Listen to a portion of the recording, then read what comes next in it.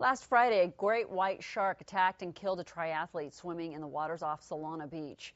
It reminded our next guest of an ocean encounter he'd had a few years back and made him wonder why some die-hard open water swimmers and surfers are willing to go back in the water so soon after a shark attack like this.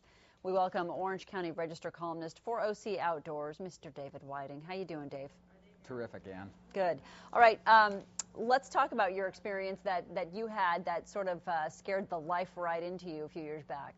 Well, I was off Salt Creek, which is just a little bit north of Dana Point, south of Corona Del Mar, of course, and training for an Ironman, which requires a lot of open water swimming training. And this time I was out there by myself. Not a good idea. Don't advise that for anybody to do that. So don't do what I do.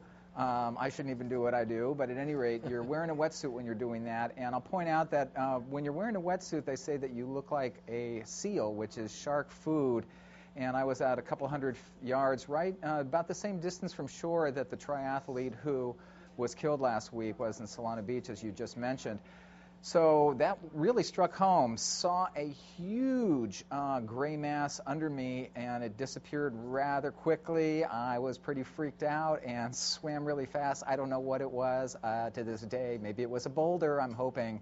But it's a good reminder to stay safe out there. And a lot of surfers, of course, we've heard in the last week say, no worries. And there probably is some legitimate reason to worry a little bit. But even at that, you question people, as we all do, who go right back in the water the same day, the next day after a shark attack, after triathlete David Martin was killed. There were surfers right back out in the water. Is this, I mean, did the shark swim off into obscurity and we're never going to see him again? Or are they still hanging out around the coastline in that same area waiting for more food, so to speak? That's a really good question, and the way you phrased it I love, because I'll tell you, I was down in San Clemente on last Saturday, and lots of surfers out there, and there was a guy who was spear fishing, coming out of the water, just wearing a bathing suit, had a spear with him, fins, mask, snorkel, that was it, and a bag with dead, bleeding fish in it. Oh. And I looked at him and I thought,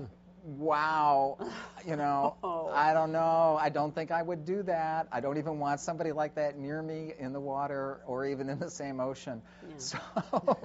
So the sharks have a pretty large area that they hunt. They move fast. They can move in a pretty big area. Where this one ended up, no one really knows, and it could be pretty much anywhere. At the same time, though, lots of people really are pointing out this was really unusual.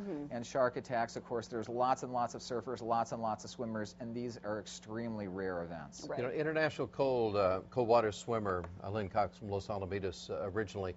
You spoke with her. What's her response to this? Because she's been swimming in shark-infested waters for years. She's an amazing person, and of course, she broke a lot of records, particularly in the 70s. The Catalina Channel, she trained off of Orange County, off of Seal Beach, as a matter of fact. Same broke records with the English Channel, trained there. There we are, as a matter of fact.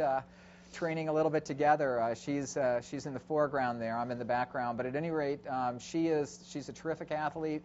She has seen only 3 sharks in thousands of hours in Orange County waters, and they were all non-threatening sort of sharks. They do not eat people. They don't bite people. They're really safe kind of leopard sort of sharks. But she's also swum off the coast of Africa in shark-infested waters. She knows what she's doing. She takes professionals with her. She's tied to a safety boat. She's got 3 guys in the water. They relieve each other all the time. They've got spear guns. They're looking for sharks, and she did that once, I might add. So she takes a lot of risks, but the ocean is a very special place for her and a lot of other folks. So calculated risk, managed risk, that's what it's all about. Very good, David. Thank you so much for joining us. Once again, you can read David Whiting's column in OC Outdoors in the Orange County Register. Thanks, David. Thank you. Thanks, Bye. Dave.